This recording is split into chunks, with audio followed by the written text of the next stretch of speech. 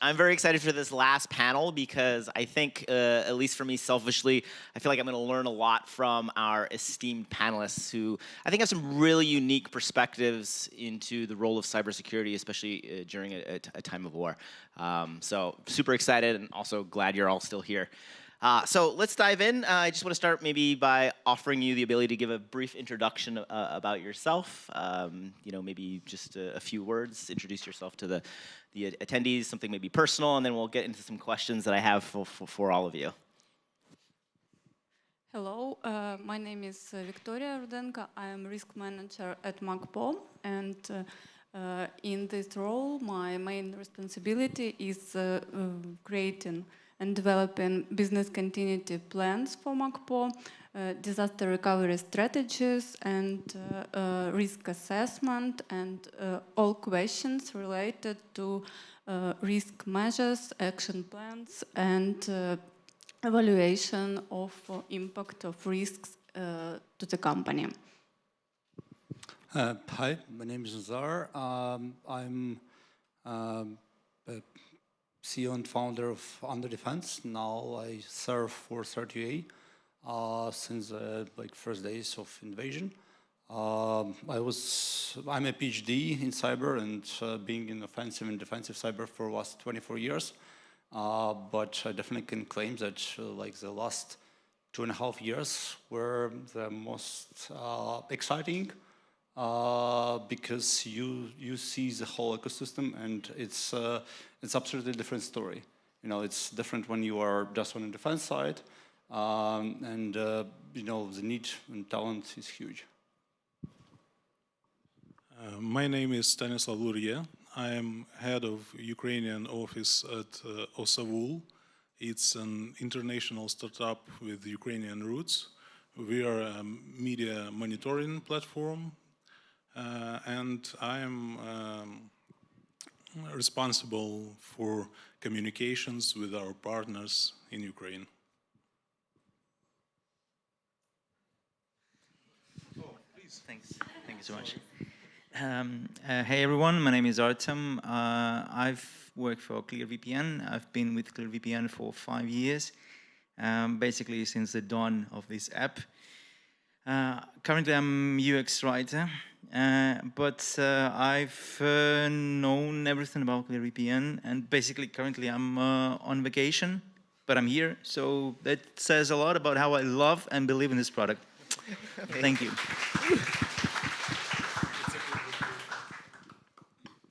So the first question I have is for all of you. We can start here and just work down. And that question is, how has the landscape of cybersecurity changed in Ukraine due to the ongoing war, and what new challenges, I'm sure there are many, have emerged? So if you could just talk to that, especially maybe in your specific roles, the new challenges that you've seen and what has changed in the last 2.5+ years.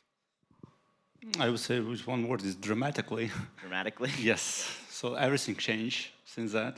And if between 2017 to 2022, it was around 20 threat actors. So now it's double in it. And what is even more important, if historically it was old guys who used to serve for army, and it was old military intelligence, old-fashioned.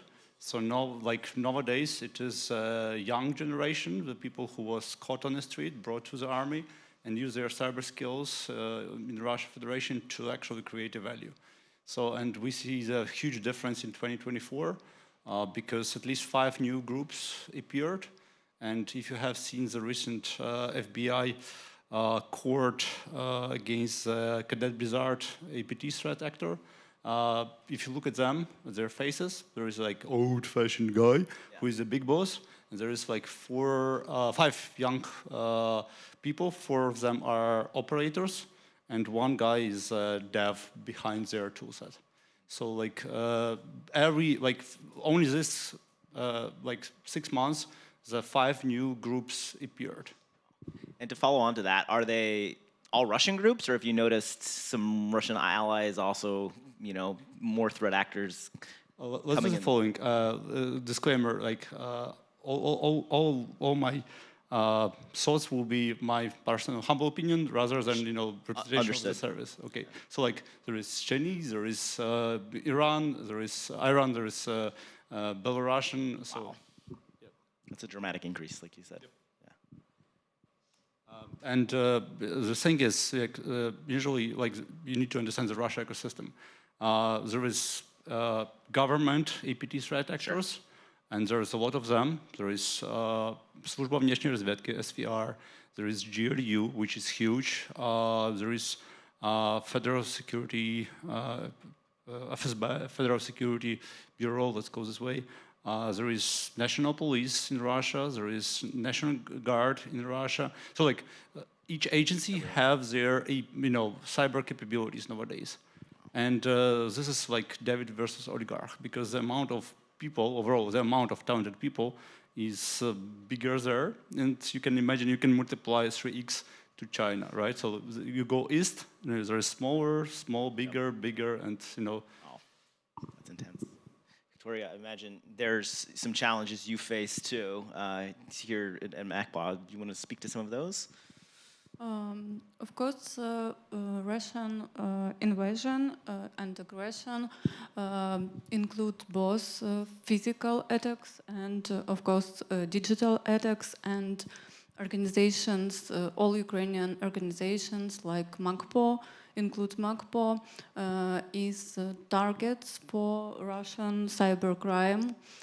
And this includes cyber attacks, censorship, pro-Russia propaganda, surveillance, and organizations like MacPaw recognized the need of fortifying our security measures, and we started to think about before the conflict started, and we try to took proactive steps, for example, like enhancing our strategies, disaster recovery strategies, developing business continuity plans for different scenarios like power outages, internet disruptions, and more others. And if we talk about examples how we was affected by Russian cybercrime, I can say that it was the first week of the war, and MacPaw was subject to Russian DDoS attack, and we overcome it, of course. And our website has been censored in Russia since 2022. But mostly we observed really sophisticated DDoS attacks, and sometimes even blackmail to stop attack before some ransom is paid. Wow. Have you seen an evolution of attacks? Like, has there been changes since the beginning of the invasion? And can you speak to some of those? Yes, it was really obviously because during the invasion they become more and more sophisticated with different mixed types in one moment, and we noticed this. Wow. Other two, do you have thoughts? Some of the changes in the cybersecurity landscape since the beginning of the invasion? Yes, the war is ongoing not only at the physical battlefield, but also in informational field that now is overwhelmed with enemy narratives. It coming from all kinds of modern digital media and spreads further by clickbait abusers and usual people by themselves. So its great quantity raised up with the military budgets of our enemies, transformed it in quality, in new quality. And we'll have an opportunity to talk a bit more about that in our panel discussion. our team? So basically what we see is a shift from massive cyber attacks to more individual ones. We see that people become the asset for Russian attacks, and we see more physical breaches, and that's a new and disturbing trend in this war currently. Yeah, it's interesting to see that kind of evolution, that change. I mean, not unsurprising, but unfortunate, like you said. I can add if you Yeah. it's very interesting because we have seen since 2022. By the way, I encourage everyone to check. CERT-UA is producing the reports that are launched 6 months review, Okay. and there is if you look there is a very cool analytics of how the tactics, techniques, and protocols are changed over the last 6 months. Okay. And the thing is, I wanted to agree with colleague on the left. The thing is, if when the war started, there was mindset that hey, I'm a IT person, I can do something in cyber to make them pay, Sure. to feel the pain, let's run another big DDoS and so on. And then everyone realized, okay, DDoS is bullshit, it doesn't change anything, it's in cyber, it doesn't really change anything. People can live, without accessing the website for some time. Yeah, business is losing money, but nobody dies. Then there were IT people, IT army in Ukraine, the IT army of Russia, Cyber Russia Reborn, and other threat actors. They were low quality, the script kiddies. And these script kiddies were trying to hack whatever was hackable. Sure. It was good and bad because in Ukraine it's really uncovered all these weaknesses, and we managed to quickly fix it. It was the same on Russia because the whole world was supporting us there, but it also made Russians more protected because they were quickly fixing it similar to us. 2023 was different because then it was harder to hack. All this low quality professionals, they disappeared. They went back to work, doing business as usual. Then the professionals started hacking primarily into organizations. Why? Because they were using their skills to break into organizations. 2024 is absolutely different. And now it's a time of high professional teams. And we see it because it's moving from hacking organizations to hacking specific people. Wow. What they realize that you can make an impact if you go after specific individuals. If you remove the person from the position, if you get in as example, there is anti-missiles operators, right? If you get into his computer and you can have screenshots every 4 seconds of what he's chatting about and so on, you have intelligence. So Russians make and another two big things were in 2022, Russia was going after media. It was huge. It was a big thing for them. Why? Because they were they were really they projected themselves through their cyber. So they believed if they change on some media, some titles, if they inject some tricky information, that they will influence people. But people were resilient to it. Sure. And then they really tried to wipe many infrastructures. 2023 was some attempts, but they really realized that hacking and wiping the infrastructure doesn't make any difference. Huh, interesting. Because IT is very resilient thing. You can recover any infrastructure, almost any infrastructure, in 2 weeks. Kyivstar, the biggest hack of telco hack for last decade, was recovered how quickly? 2-3 days, and overall the infrastructure in 2 weeks, right? So it doesn't make sense to hack into infrastructure and wipe it. So in 2024, they realized, okay, the biggest advantage of cyber is to use it for espionage. You know, you own the data. It's like with Google, right? If you own the data, you know everything about everyone. Sure. And you know about the plans, and you can be proactive. So 2024 is about, you know, spying about specific, like for specific people, going after them, knowing their habits, knowing what is coming, and being proactive in preparing your countermeasures. Wow, that's a super interesting evolution that really shows how adaptive they are. And no one else in the world is doing it like Russia and Ukraine. Only Israel. And Israel is also, it's a very interesting moment. I want to, you know, put all of your attention to it. You know, Israel have how many enemies around them? How many neighbors are around Israel? 4? 6. 6. And like all of them are enemies. Yeah. You know, if we have a ally on the west, right? Israel is surrounded by enemies. And the thing is that they have this unit 8200. It's very famous, IT cyber unit. What they do?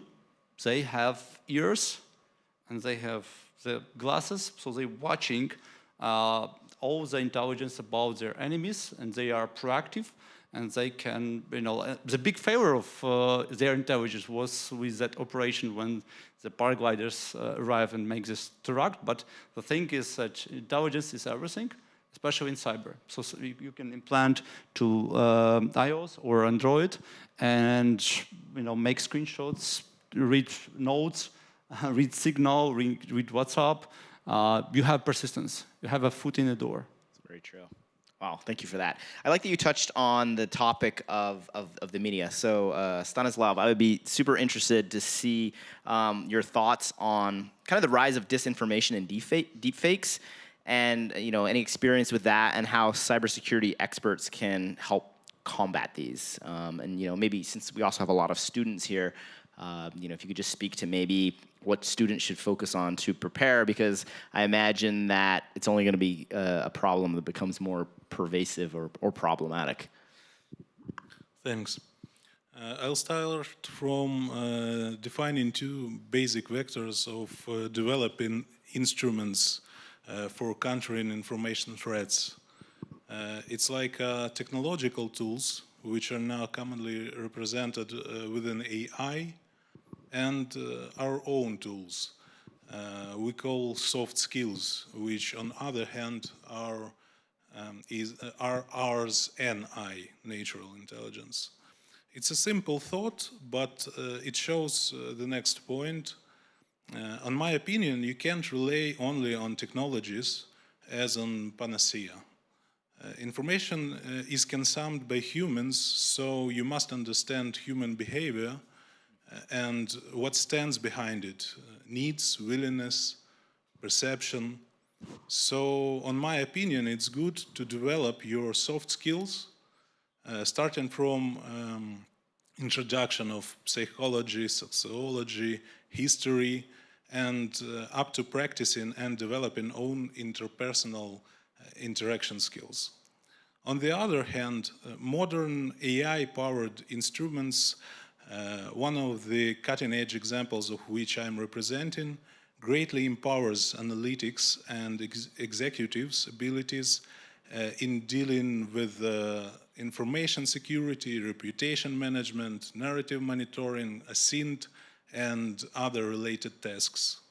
So the synergy point, in my opinion, is laying on crossing of those vectors, where you gain an ability to use technology effectively and, moreover, responsibly. While volume of all sorts of informational threats, as disinformation, deepfakes, greatly rises, cyber specialists should pay more attention to the actors that spreads these narratives, and also commercial tools that are helping to scale those threats with the help of generative AI. Development of an ecosystem and unified approach towards cyber crime and disinformation would benefit a lot.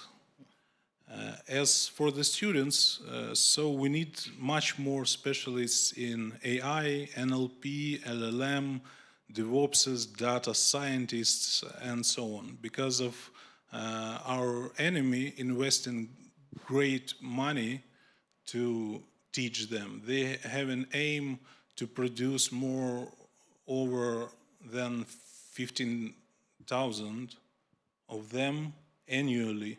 Wow.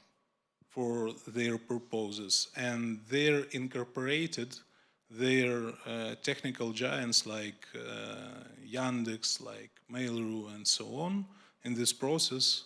So they working closely on that target, aiming on us. Yeah, no, that's a good point. I mean, there's just, like you said, some technical, large tech companies and giants over there who are now refocusing their efforts, like you mentioned. And so I think, like you pointed out, it's really important that, we also swell the ranks as defenders to counter these threats, because the adversaries are drastically increasing their numbers. And so it's, kind of on us to make sure that we swell the ranks of defenders as well. So the next question for our team, given your role at ClearVPN, how should you ensure that users, especially in war zones, particularly in occupied territories, can securely access information while maintaining their privacy? Because, that's something that's becoming incredibly important, especially with the rise of these more targeted, sophisticated cyber attacks that are going, as Nazar said, after individuals now. Thanks for the question. Well, it's important to understand that we've always regarded VPNs as your online little helper. Sure. I mean, to get enhanced digital life, to get it private, secure. But the full-scale invasion showed how critical it can be, especially when people are distraught, when they're displaced. And since the 2022, since the invasion, we've made ClearVPN premium free for all Ukrainians, those in Ukraine, those displaced, those in occupied territories. We understood how crucial it is for them to get access to reliable sources, to bypass Russian censorship. Secondly, we understood that while we give the access, we need to understand that we give the access to Ukrainians. So we integrated DIA verification, which allowed us to verify the citizenship of Ukrainians, granting them access not only for those who are in the war zone, but actually for those who had to immigrate. And now they can access Ukrainian services, now they can access websites, knowing that they're private, that they're secure, wherever they are. Third, we do not keep logs. We've never kept them, and we don't keep them, ensuring that our users' information, their traffic is protected. We try to mask IPs, user IPs, for third-party services like Sentry, OneSignal. For Sentry, we send fake user IP addresses. We ask OneSignal to delete the traffic, again, to secure our users, to make them private. And fourth, we have Kill Switch, which allows users to stay secure even if connection is compromised, if the internet connection is compromised. Those four pillars allow us to take care of Ukrainians with VPN as much as we can. Oh, that's great to hear, because I feel like a lot of VPN companies keep their logs and collect a lot of data on their users. So it's refreshing that you've really taken that opposite approach that really prioritizes the privacy of the users. That's great. So Viktoriia, I have a question for you. You mentioned that obviously both physical and cybersecurity practices at MacPaw had to adapt, understandably. So I just wanted to focus now on the cybersecurity practices in response to the war. If you could talk about some of those that you've implemented, and also maybe some of the lessons that you have learned through this process that could also maybe more generically benefit the students who are entering into this field of cybersecurity in this time? As I said previously, we started to prepare for the event if the conflict broke out in advance, and we created our business continuity plans and disaster recovery strategies. It helps us to ensure security, physical security and digital security of all our team members. And of course, we need to think about more flexible locations. Regarding to this, we decided to switch our office-based VPN solution to cloud VPN solution. And one more action that we took, we started to use code freeze solution to ensure our digital infrastructure are secured, and to ensure that our infrastructure is not tampered with by third parties. And what I can highlight to all students, I'm not less engineering person, but more process person in this company. So now it's really actually to create strategies to analysis, to make analysis for different scenarios, and to think about these areas, about analytics, about some prediction, assume, evaluation of different factors to run like an adult, but not react only to some incidents, to prepare in advance. Yeah, that's great advice. I mean, it sounds like the forethought to create these policies, before the invasion made a lot of sense. And I remember too seeing, MacPaw when the invasion happened, really articulating to your customers and users around the world what you were doing to ensure that your products could still function and that your infrastructure was being protected. So I remember seeing that, which I thought was very helpful, because I imagine, yes, you want to talk to your employees about what you're doing, but then also let your customers know some of your policies. So I thought that that was a very smart decision to be transparent and forward-thinking about that as well. Yes, it's like one of the crucial and main rules for us, following best international practices in data protection, and it's our motto to keep protected employees' data and, of course, users' data, and our products help us to ensuring this for our users, for macOS users, and our product Moonlock, for example, it's of course about this. Yeah, cybersecurity and protection. Oh, that's amazing. Nazar, next question is for you. So you mentioned that the increase in risks, in a word, is dramatic. I just wanted to ask you, with all these emerging threats and challenges, do you believe that we need more cybersecurity professionals? I would assume the answer would be for yes. But more specifically, in what areas, right? We talk about cybersecurity professionals a lot, which is somewhat of a broad term.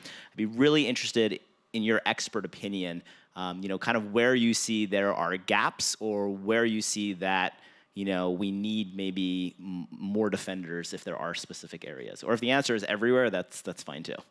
No, I have a very specific answer. One note, I wanted to make a clear statement. Like in cyber, if you decided this is your area of interest, you need to be paranoid.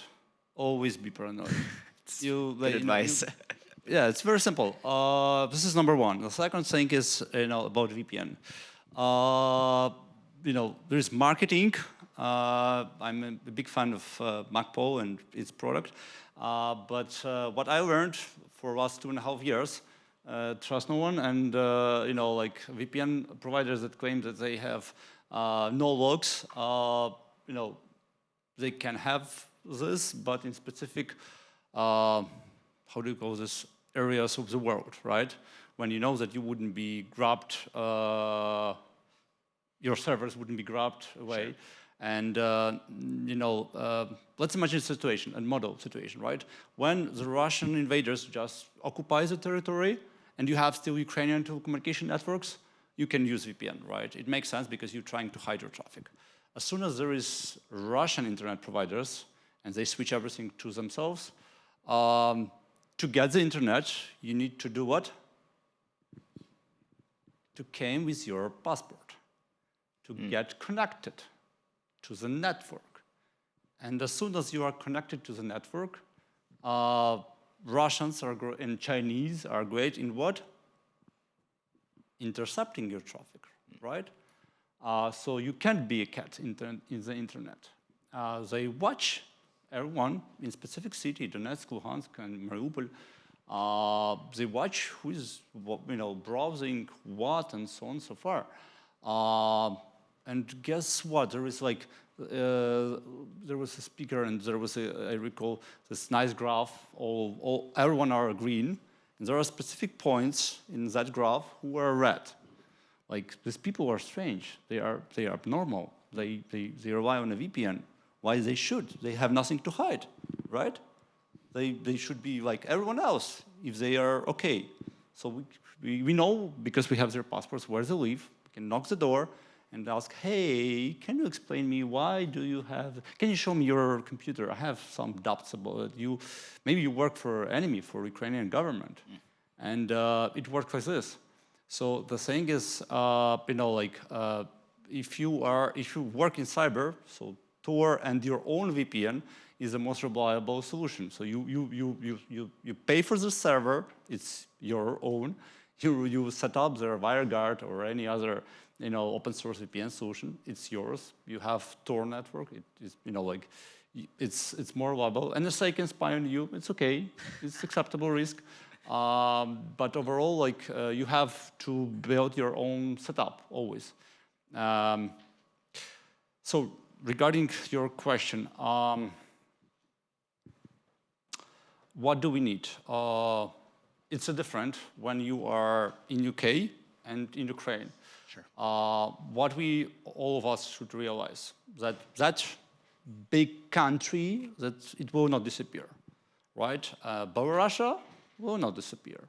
And overall, there's Iranians who are also trying to help them. So we have to develop our capabilities. Yeah.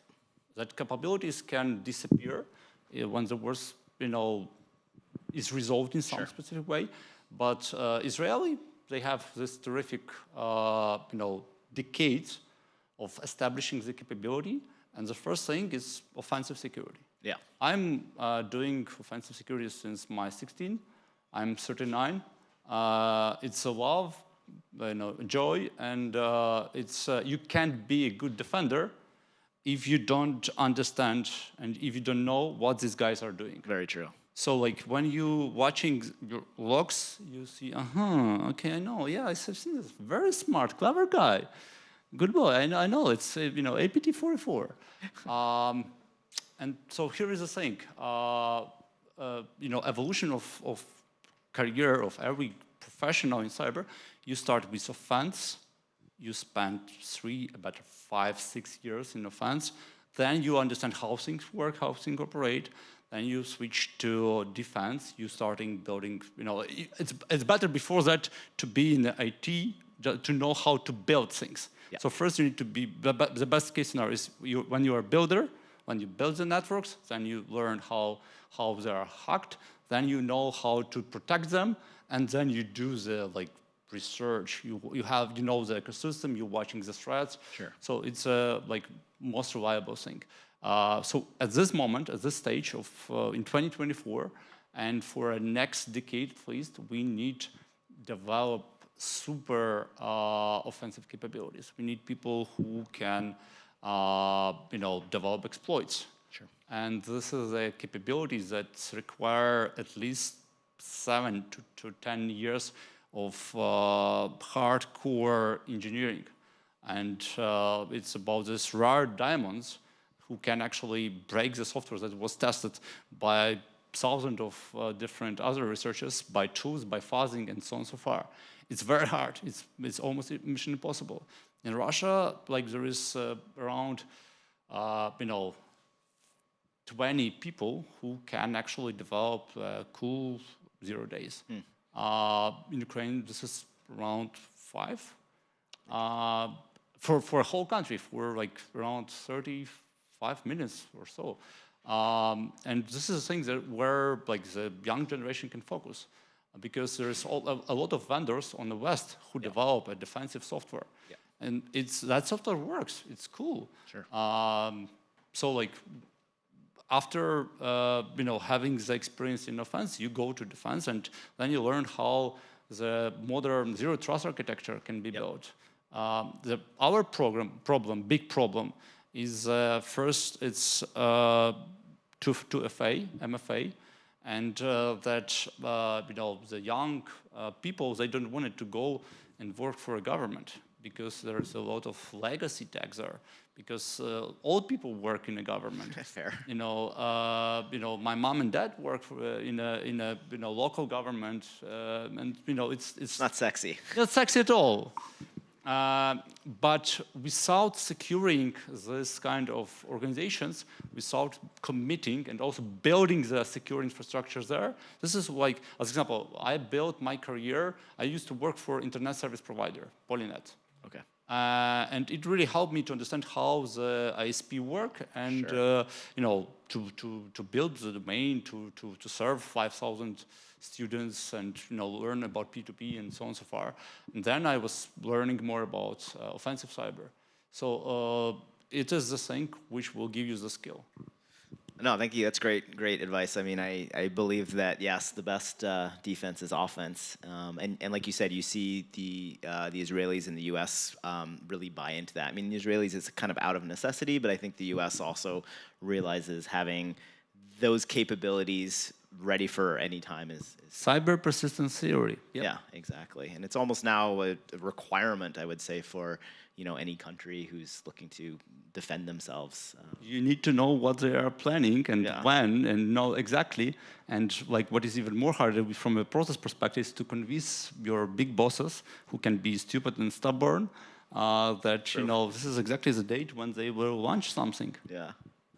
No, that's great, and I like that you mentioned the government and private sector components. So, Viktoriia, the next question for you is: what role do you believe that private tech companies should play in national cybersecurity efforts during a time of war? Should there be collaboration? Should there be how does that? What do you think about that? Those interactions, and what role should private companies play, if any? First of all, I think that cybersecurity awareness is first and one of the main points that we can say regarding this topic, because it's one of main responsibilities for the companies like MacPaw, of course, and I think awareness about cybersecurity threats evolving can help people to avoid some crucial mistakes, and the more people are aware, of course, the less mistakes they will make. Of course, it's about data protection of employees' data, because all of employees are the citizens of the state, of course, and it's about users' data protection. It's crucial for tech companies, of course, and following international standards because these best practices is written by blood, and this help us to enhance our strategies for our country, of course, and our social mission behind the products. I think MacPaw firmly believes in this, creating our cybersecurity products, our Moonlock, our cybersecurity division. We help Mac users to protect their Macs, of course.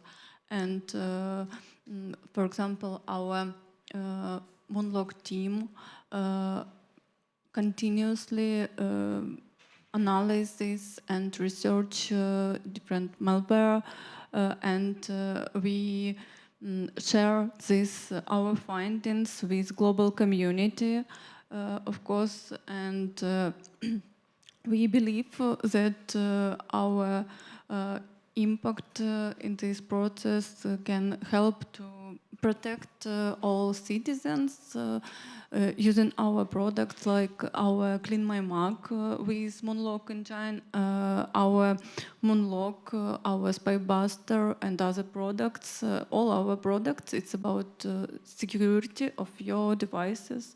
So it's our social mission, and tech companies like us. Yeah, no, I love that because, as we kind of mentioned at the beginning, the attacks are evolving to go after individuals. So I think there's this need for tech companies to have this focus on the users and maybe provide solutions to help protect individuals because the government is busy doing other things or really hasn't traditionally fulfilled that role. And we see that too in the U.S. where the government really is starting to engage more with private companies to help fight the fight against offensive cyber adversaries because if the government's trying to do it by themselves, I think they're just going to be overwhelmed. So yeah, it's really inspiring to see MacPaw take such an active role in helping protect the citizens with a lot of the products. So that social mindset, I think, is amazing. So another question for our team. What are some of the key challenges you face in protecting user privacy in such sensitive environments? Because I think there's probably some unique challenges and some key challenges in protecting user privacy, especially in a time of war versus a normal scenario where cyber activity is around but not as dramatic or rampant. Thanks. Firstly, I'd like to address what Nazar said, if it's okay. So, yes, correct. You're correct, saying that it is highly insecure to try to access any blocked information when you're in occupied territories. That's why we pay a lot of attention to security of our users. In terms of the occupied territories and in terms of verification, firstly we have open servers, some of them, to grant users access to DIA to verify, and strictly for that. Secondly,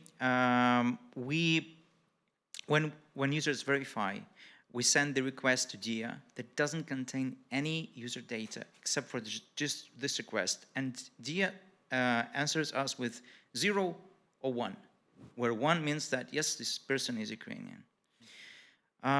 We understand that VPN, for these people, for Ukrainians who are in occupied territories, VPN might be the only way to have access not only to reliable sources of information, but also to as a bridge to their families that are left in Ukraine that are worried about them.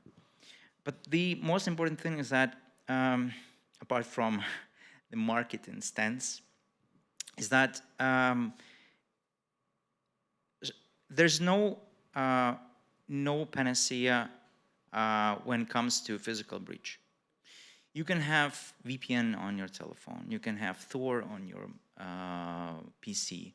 Once there's a physical breach, once Russians or any other enemy grabs your device, surely There is not much that you can do. That's why cybersecurity, I believe, it's not just one app, it's not just one service, it's a set of skills, it's a set of apps and measures that you take to keep your information secure, to keep your information private, and to keep yourself safe. Because everything that we do, I mean, in cybersecurity sector, it's just for keeping the lives of our people safe. And that's the thing that is most valuable. Coming back to the what challenges we face, I think that the greatest challenge that we're still facing is the evolution. Unfortunately, Russians evolve in terms of, at least in terms of warfare. And it's always a game of cat and mouse. So we try to, they try to block us, block the access to Ukrainian websites. We try to somehow bypass it. We see that, for example, protocols that use IKEA version 2, however they maintain high speed, they can be easily blocked. So that's why we've introduced Hysteria protocol that is more sustainable and less susceptible for the Russian blockages. It's currently accessible for Android users of ClearVPN, but we have plans to expand it to other platforms. And also, as we don't keep any logs, and as we try to keep as minimal information about the users as we can, we face another problem. We don't know anything about the users. So how can we, for example, maintain communication with users who have free trials? How can we support them? That's also a big challenge, but we try to balance with privacy and this small, almost non-visible breach with the users to just help them communicate through this world of cybersecurity and VPNs. Thank you. Yeah, no, thank you. That's a great answer. Next question is for Stanislav. You know, I wanted to ask you, what role does public awareness play in national security during times of war, and especially, you know, what's the responsibilities of the media there, maybe to help educate or make users aware of the risks, especially as the attacks from the Russians evolve to, you know, starting with, you know, basic DDoS attack that the average user probably doesn't really need to worry about, versus now you have these more targeted individual based attacks. So, you know, what role does public awareness play in that national security, cybersecurity? I think that public awareness in wide sense has a key role in fighting cybercrime and disinformation. In times of war, wrong narratives can even cause a defeat. And we have seen these massive operations like Maidan 3 that are very complex, have various tracks and heavy invested. So companies like ours, like Osavul, tries to raise public awareness through public reports, dashboards, investigations, partner workshops, and so on, so on. Our partners are starting from big public institutions like NATO Stratcom, like Center of Countering Disinformation under Security and Defense Council of Ukraine, up to NGOs and private initiatives, media projects like Infolight, fact checkers like Stop Fake, Bez Brechny, CDM, and they are doing their work on daily basis pretty successful. So the thing is that our media are powerful in educating people, powerful instruments, and we are happy to partner with responsible media to help people understand that's going on. Thank you. Yeah, no, that seems like a great answer because, as you mentioned, the narrative is so important here, and so being able to provide accurate information and counter the disinformation can have huge implications. All right, so that's all the questions I had. I want to now turn this over to the audience. We have great panelists, so now is your opportunity to ask them any questions. So if you just raise your hand and we'll pass you the mic. There's one over there. Thank you.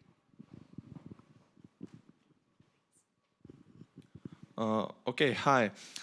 I want to ask a question about malware. So,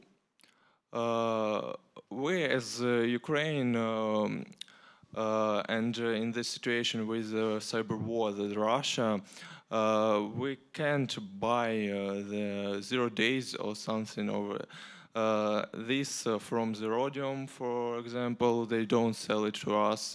Also, NSO group with the Israeli government don't want to sell us their Pegasus as they do it to another countries.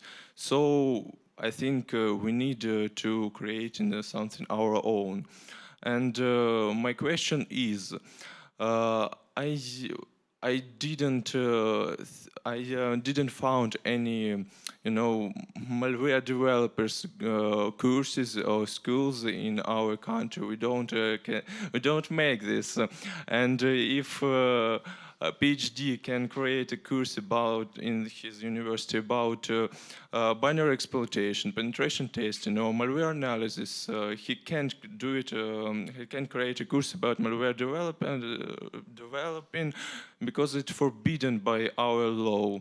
So, can you tell us your thoughts about this question? How we can, what we can do with this? I guess this is a question to me. Go for it. First of all, you are absolutely right. Developing malware is against the law.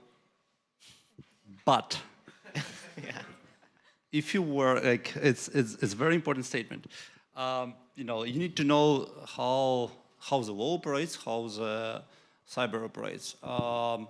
If you work for government, if you work for, as example, the organizations who have a mandate to do the intelligence work, then it is a part of operation. So if you work for government and government need it, government wouldn't touch you. But you need to be officially employed, right? So you need to go to serve and develop this capability for government. If you are a student, a private person, you work for a commercial company, and you develop malware, my gosh, boy, it's against the law. They created the law to make sure that there wouldn't be cyber crime, and you shouldn't do it. It's very easy. So the point is that I don't agree with you about the first statement that it's you talk about the two major resources, but government, it's not somebody. It's an institution. Institutions have capabilities. We have strong partners. These capabilities can be developed, and Ukraine is full of talents. And if these talents are used for good, within the frame, you don't break the law. It's perfect. And Ukraine is full of talents. The guys of my age, very often they are arrested. Even in 2023, there was a huge case when the biggest Russian group, I don't recall, Conti, guys from Conti group were arrested in Ternopil. So it's crazy, 2023. So these Ukrainians were working for Russian cyber crime ecosystem. It's crazy, but it's our damn reality. It's our nation, our people, our country. So because people are poor and uneducated, they do the stupid things and they mess with really bad actors. If you work for police or government, you deal with very complicated, very cool things. And that's why Israeli have the legitimate process. They have this unit where young people in their 17, am I wrong? Yeah, 17 to or 16 to 20, they went to serve for a country for 3 years. Then they have 1 year off, and they took this 1 year off to travel all across the world to spend time with their friends, and they travel for 10 people. Like I was in Brazil one time, and I met these guys, and then they go to study for the next 5 years, and then they go to work. So first of all, don't break the law. Second thing, there's a lot of offensive security courses on YouTube. There's a lot of, there's Hack the Box. So if you don't know how to find it, you are bad in Googling. I appreciate this question because I see myself looking back 15 plus years in a similar situation where I'm intrigued by malware and exploits. And in the US, maybe it's slightly different laws. I'm not sure on the nuances. But I was like, yeah, how do I hone these skills without crossing any lines? And what worked for me at the time was, as Nazar said, reading the courses online, some of the virus writing tutorials, reading them, not producing them, reading books on it. And now I think there's even more content on, developing exploits. There's capturing the flag. There's, talks at DEF CON. And so gathering that knowledge was kind of step one. And then also, as you mentioned, in order then to take it to the next level, often the only approach or legal angle is to go work for the government, which can be a really great thing, especially if you want to support the mission of the country. So I remember when I applied to the NSA, I wanted to work at this one office that was developing the cool cyber espionage capabilities. And they asked me, they said, have you cracked any games? And I was like, do I answer this honestly? Is this the feds checking me out? And so the way I answered that truthfully, I said, I've done a lot of reverse engineerings on crackmes or utilities that people had designed specifically for reverse engineering to crack the key generation algorithms, but not on commercial products. So I illustrated that I had the skills that they were looking for, but hadn't utilized them in what might be illegal manners. And for them, that was really important because it showed that you knew where the line was ethically, which is very important for any job where you're going to be doing offensive cyber espionage. But at the same time, it showed that you had taken the initiative to learn the foundational skills that were needed for that. So that's the path that worked really well for me, and I would imagine something similar would be here as well. So great question. Thank you. I think Mikey had a question. Just a small note. Every solid, security certification like OSCP, right? Yep. OSCP require you to crack the app. Yeah. As simple as that. Sure. So it's a skill of exploit development and reverse engineering, and it's a mandatory for any pen tester. Yeah. And without the pen testing skill, watching the logs as defenders, you're watching that something was happening, but you don't understand. Is it a part of campaign? Is it the something that user make a stupid mistake and run something? So you need to be good in defense. You need to at least take certification in offensive security. And I would say reverse engineering malware is also a great way because you see how adversaries are deploying malicious code. The malware might have exploits in it. So again, you're really gaining an understanding. So if you then want to go to the next level, you kind of already have that experience or understanding.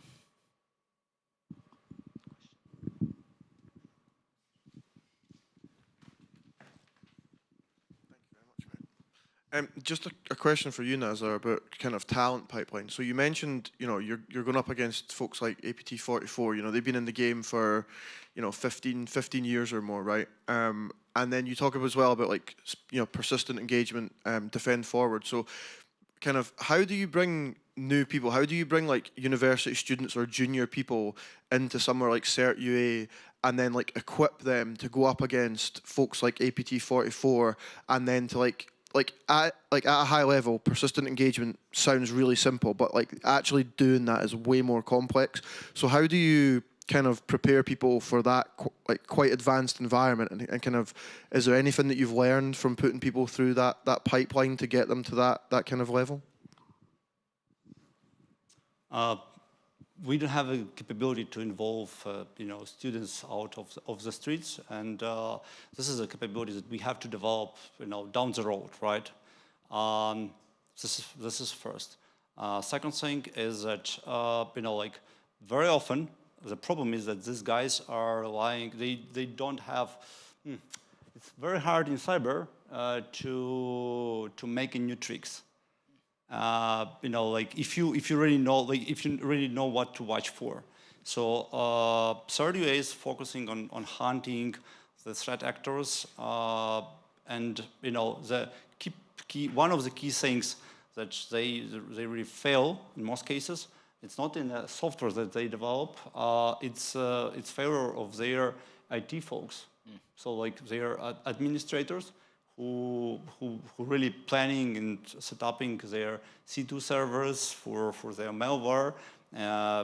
They make a lot of mistakes there. And it's about the skill, right? So you need to know how to build the infrastructure to for government, for business, for commercial. It's a very solid IT skill. You need to have IT as a baseline, and then on top of IT you have the small tiny triangle which is called cyber, and then you develop but basic is basic. It's key. It's skill. And just jumping into cyber security, taking hack the box courses, you will learn the tools, like this for most of you, but you wouldn't learn as an ecosystem. You need to understand how companies build IT, how government build IT, because everything's built in IT, based on IT. IT is without IT, there is nothing. Without electricity, there is no IT. That's why Russians, they going first after electricity companies. They're trying to switch it off. If it's switched off, there is no IT in a country. And regarding the APT44 and others, you just know where to expect them, because they work for a government, they work for the generals. Generals task them, and you overall you see, okay, they have been here on this regional electricity company. Guess what? Where should we look at? Okay, we should hunt here. Oh, we see the same infrastructure. We see the same patterns. Okay, so it's not that hard when you know that malicious actor way of thinking, right? If you know that they have the same people. Because what I learned over this, 2.5 years, it's all about specific people that have specific skills. And the big problem in modern education, from my perspective, is that people they're building their skills not in practice, but based on courses. Sure. Especially defenders. This is like huge mess. The thing is that the people who building the courses in the cyber defense, it's usually people who don't do work, because people who do work, they are busy. They have time to create a course, right? And then people learn based on that course, and they do quite basic stuff. So courses are basic. To get the practical skill, go to work for commercial companies, for government, for wherever, but to build the infrastructure. For MacPaw. MacPaw, yep. Good question. Any others?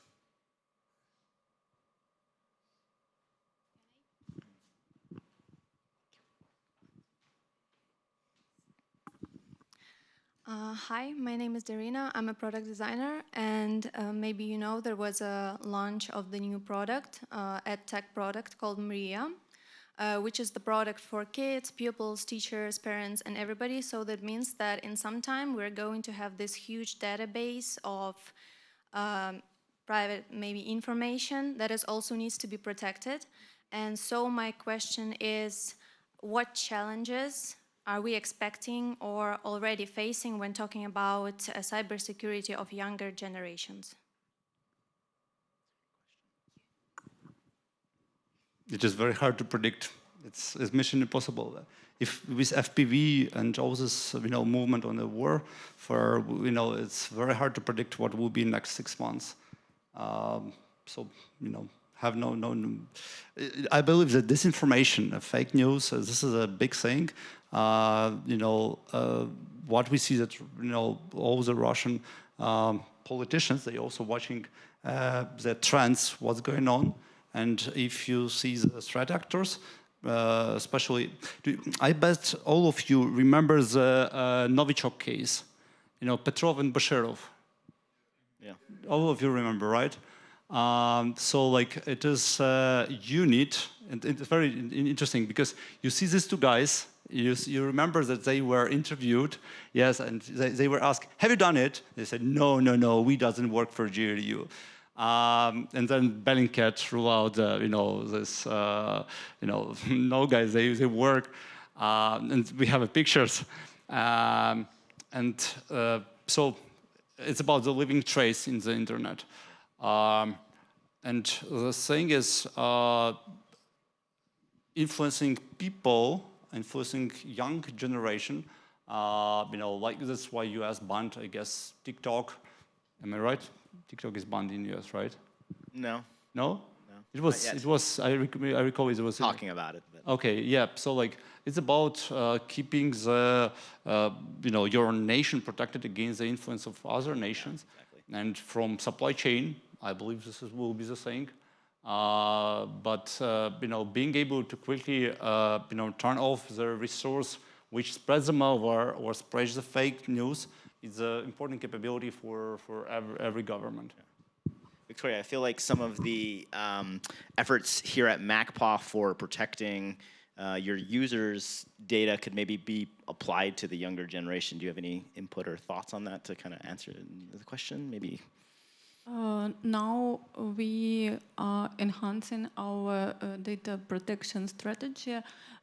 We have a new role in our company, data protection officer, and we create absolutely new for us policies regarding this legislation in different countries, because our product is for all the world, not only for Ukraine.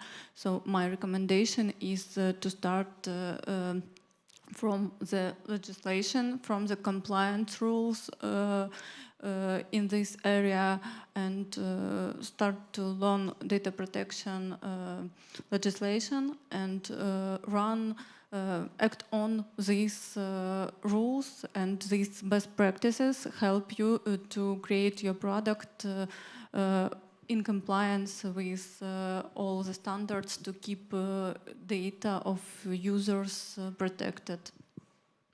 That's a great answer because, we see in the US, the tech companies, they're going to collect as much data as legally they can. And as users, and especially younger generations, there's not that much they can do to prevent that, or it's very difficult. But yes, if there's legislation, that is what will force the tech companies to maybe limit the collection, or if they are collecting data, protecting that. And so thank you for adding that. I think that's, in my opinion, really the best route. Even though it can be very daunting trying to deal with governments, it's ultimately, I think, the best solution. Privacy is not free. You have to pay for it. And privacy really matters. It really does.